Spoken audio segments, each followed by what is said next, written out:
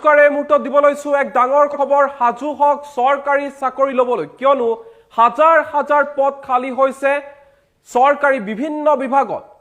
অসম পুলিচৰ পৰা আৰম্ভ কৰি স্বাস্থ্য বিভাগলৈকে শিক্ষা বিভাগৰ পৰা আৰম্ভ কৰি পঞ্চায়ত গ্ৰামোন্নয়ন বিভাগলৈকে হাজাৰ হাজাৰ পদ খালি হৈছে অতি শীঘ্ৰে এই খালি হৈ থকা পদসমূহ নিযুক্তি দিয়া হ'ব আৰু ইয়াৰ বাবে যাৱতীয় ব্যৱস্থা গ্ৰহণ কৰিবৰ কাৰণে নিৰ্দেশনা জাৰি কৰিছে মুখ্যমন্ত্ৰী Himanta Biswa Sarma Big breaking news মুহূৰ্তত জনাই আছো লাখ লাখ নিবনুৱা যুৱক যুৱতীক সুখবৰ দিলে ৰাজ্যৰ মুখ্যমন্ত্ৰী ডক্টৰ হিমন্ত বিশ্ব শৰ্মাই ভাল খবৰ কঢ়িয়াই আনিছে হিমন্ত বিশ্ব শৰ্মাই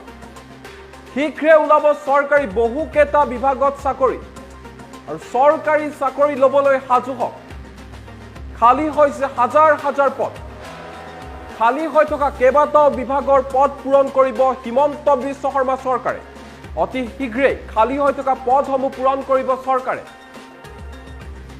অসম আৰক্ষী পিএনআৰডি জনস্বাস্থ্য কাৰিকৰী বিভাগ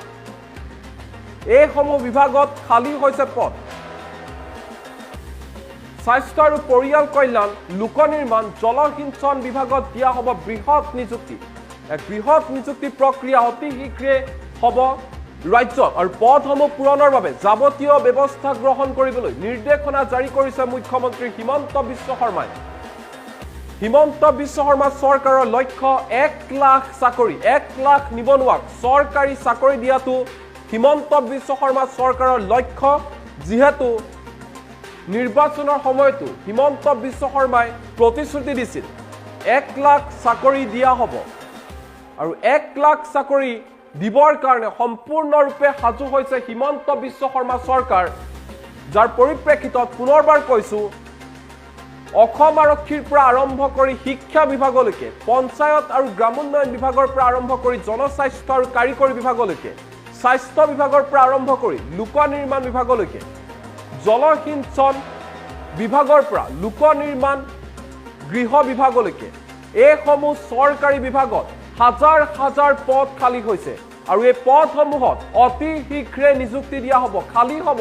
হাজাৰ হাজাৰ চৰকাৰী পদ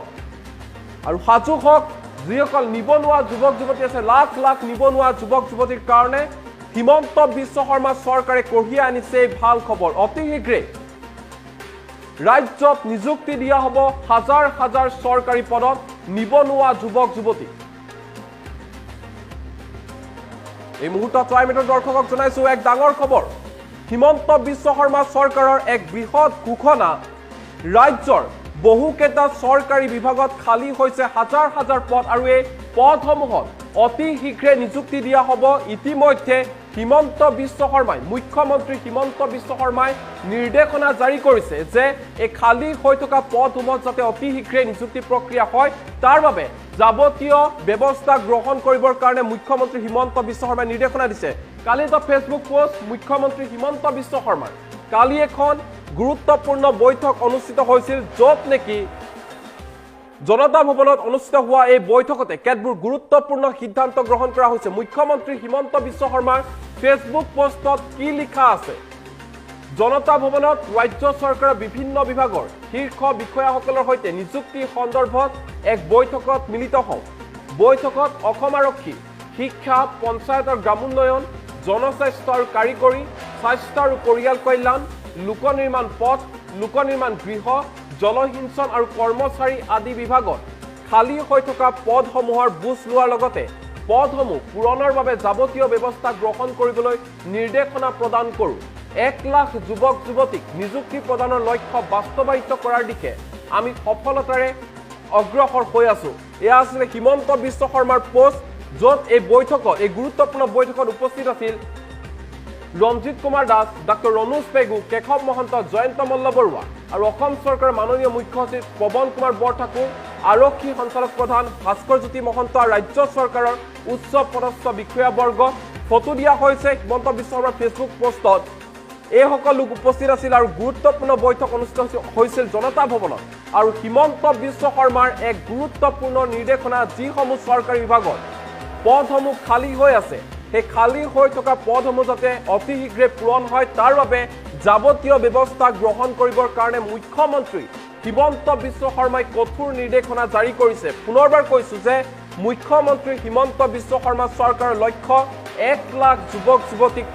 চৰকাৰী চাকৰি দিয়া তথা নিযুক্তি প্ৰদান কৰা। পুনৰবাৰ পঢ়ি শুনাইছো কি লিখা আছে এই ফেচবুক পোষ্টত। জনতা ভৱনত ৰাজ্য চৰকাৰৰ বিভিন্ন বিভাগৰ শীৰ্ষ বিষয়াসকলৰ সৈতে নিযুক্তি সন্দৰ্ভত এক বৈঠকত মিলিত হয়। কালি অনুষ্ঠিত হৈছিল এই বৈঠকত অসম আৰক্ষী, শিক্ষা, পঞ্চায়তৰ গ্ৰামোন্নয়ন, জনস্বাস্থ্য আৰু কাৰিকৰী স্বাস্থ্য আৰু পৰিয়াল কল্যাণ, লোক নিৰ্মাণ পথ, লোক নিৰ্মাণ গৃহ, জলসিঞ্চন আৰু কৰ্মচাৰী আদি বিভাগত থকা খালী পদৰ বুজ লোৱাৰ লগতে পদসমূহ পূৰণৰ বাবে যাৱতীয় ব্যৱস্থা গ্ৰহণ কৰিবলৈ নিৰ্দেশনা প্ৰদান কৰোঁ। 1 লাখ যুৱক যুৱতীক নিযুক্তি প্ৰদানৰ লক্ষ্য বাস্তৱায়িত কৰাৰ দিশে আমি সফলতাৰে অগ্ৰসৰ হৈ আছো। এয়া হৈছে ৰাজ্যৰ মুখ্যমন্ত্ৰী ডক্টৰ হিমন্ত বিশ্ব শৰ্মাৰ ফেচবুক পোষ্ট। অৰ্থাৎ য'ত নেকি স্পষ্ট ৰূপত উল্লেখ কৰা হৈছে যে ৰাজ্যৰ বহুকেইটা বিভাগত বহু সংখ্যক পদ খালী হৈ আছে আৰু হাজাৰ হাজাৰ পদ খালী হৈ থকা এই পদসমূহত অতি শীঘ্ৰে নিযুক্তি দিয়া হ'ব। নিযুক্তি প্ৰক্ৰিয়া আৰম্ভ হ'ব। অসম আৰক্ষীত নিযুক্তি দিয়া হ'ব, শিক্ষা বিভাগত নিযুক্তি দিয়া হ'ব, পঞ্চায়তৰ গ্ৰামোন্নয়ন বিভাগত নিযুক্তি দিয়া হ'ব, জনস্বাস্থ্য আৰু কাৰিকৰী বিভাগত নিযুক্তি দিয়া হ'ব, স্বাস্থ্য আৰু পৰিয়াল কল্যাণ বিভাগত নিযুক্তি দিয়া হ'ব, লোক নিৰ্মাণ পথ, লোক নিৰ্মাণ গৃহ বিভাগত নিযুক্তি দিয়া হ'ব, জলসিঞ্চন আৰু কৰ্মচাৰী এই বিভাগত নিযুক্তি দিয়া হ'ব। অৰ্থাৎ হাজাৰ হাজাৰ পদ খালী হৈছে। ৰাজ্য চৰকাৰে ব্যৱস্থা গ্ৰহণ কৰিছে। সন্মুখত 1 লাখ নিযুক্তিৰ কাৰণে চৰকাৰে শীঘ্ৰে পদক্ষেপ গ্ৰহণ কৰিছে। হাজাৰ হাজাৰ পদ অতি শীঘ্ৰে খালী হ'ব আৰু এই পদসমূহত শীঘ্ৰে নিযুক্তি দিয়া হ'ব, পদসমূহ পূৰণ কৰা হ'ব আৰু এই ক্ষেত্ৰত যাৱতীয় ব্যৱস্থা গ্ৰহণ কৰিবৰ কাৰণে মুখ্যমন্ত্ৰী হিমন্ত বিশ্ব শৰ্মাই নিৰ্দেশনা জাৰি কৰিছে। ইতিমধ্যে কিছুদিন পূৰ্বে 3য় 4ৰ্থ বৰ্গৰ পৰীক্ষা অনুষ্ঠিত হৈ গৈছে। তাৰ ফলাফল পূজাৰ সময়ছোৱাত লাভ কৰিব বুলি হিমন্ত বিশ্ব শৰ্মাই ইতিমধ্যে নিৰ্দেশনা জাৰি কৰিছে বা সংবাদ মাধ্যমৰ আগত প্ৰকাশ কৰিছে। তাৰ পাছতে দেখা পোৱা গৈছে ৰাজ্য চৰকাৰৰ বহুকেইটা বিভাগত হাজাৰ হাজাৰ পদ এতিয়াও খালী হৈছে। খালী হৈ থকা পদসমূহত অতি শীঘ্ৰে নিযুক্তি দিয়া হ'ব, যাৰ বাবে নিবনুৱা যুৱক যুৱতীসকল ইতিমধ্যে সাজু হোৱা পৰিলক্ষিত হৈছে। তেওঁলোক সাজু হওক, কাৰণ চৰকাৰে চাকৰি দিব। চৰকাৰী চাকৰি লাভ কৰিবলৈ আপোনালোক সাজু হওক, পৰীক্ষাত অৱতীৰ্ণ হ'ব লাগিব আৰু পৰীক্ষাত উত্তীৰ্ণ হোৱাৰ পাছতে লাভ কৰিব চৰকাৰী চাকৰি।